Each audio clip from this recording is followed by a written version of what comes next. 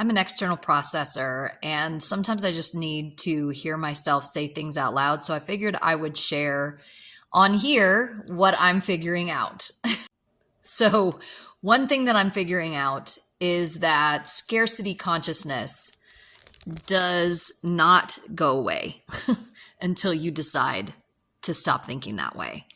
And if I'm living in what looks and feels like scarcity, and I keep thinking, boy, if only I could win the lottery, if only the perfect thing comes in and helps me with this chunk of money, I know everything is going to work itself out. That's still scarcity consciousness. So how's that working for you? That's what I'm asking myself. I'm also asking you if you happen to still be here. So when we think we understand something that we've been working on for a really long time, and yet we're still stuck in the same pattern, even if we change our behavior and the pattern's not changing, we haven't let go of the belief. So how do we dig into the belief?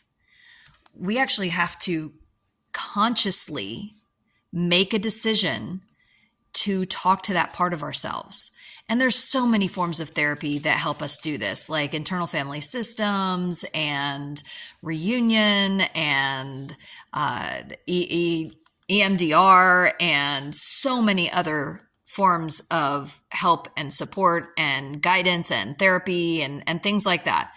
So definitely that's one way to go.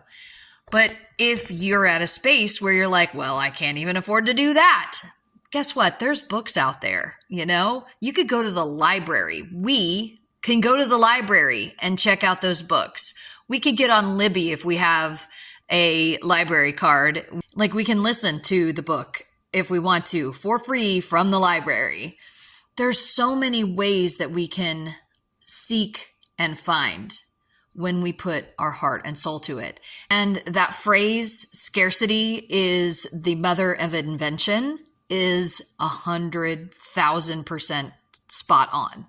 Because the more I've struggled with things that I think I need and I don't have, or when things start going away or falling away, and I'm just like, how am I going to get through this next day, week, month, year without that thing or that person or that amount of money or whatever, I start becoming very creative. And so what if this scarcity is happening because I'm not using my creativity? How can we be creative in our lives? So I started writing recently. I've got 3 projects that I'm writing on. Plus, I just really started using Substack a lot more.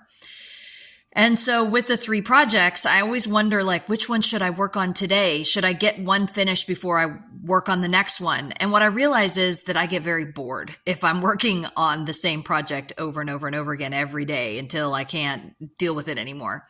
So I'll jump around to the 3 different writing projects that I'm doing. And then as I've been creatively writing in those 3 projects, I'm finding that I'm posting more on Substack. Just little thoughts, little ideas. And it's helping me be more creative because I'm being creative. So we can't wait for creativity to just happen. We actually have to take action on our creativity. And we're the only ones that know what that looks like. I mean, you may be creative by doing landscaping. You may be creative by painting or drawing or working with dogs or with kids or plants, or who knows, wherever your creativity happens, just put some energy into it. Because when I'm creative, the flow of energy that happens for me is like nothing else. I can go seeking that kind of energy and it won't find me. But when I'm creative, it just happens like nothing, like so easy. And then things like this job offer that I just recently got, just landed in my life.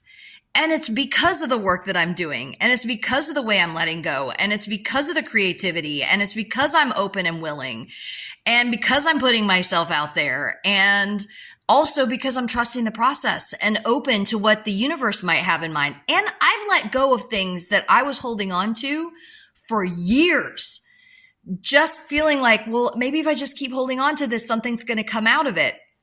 And instead of holding on to it anymore, just letting it go. And when I do that, sometimes it feels like freaking torture. But once I do it, something comes in to take its place. And I don't know, that seems to be working. So what do you think? What can you do that's creative? And give your body and mind a break from thinking that it needs to know what it needs to do to create the next thing.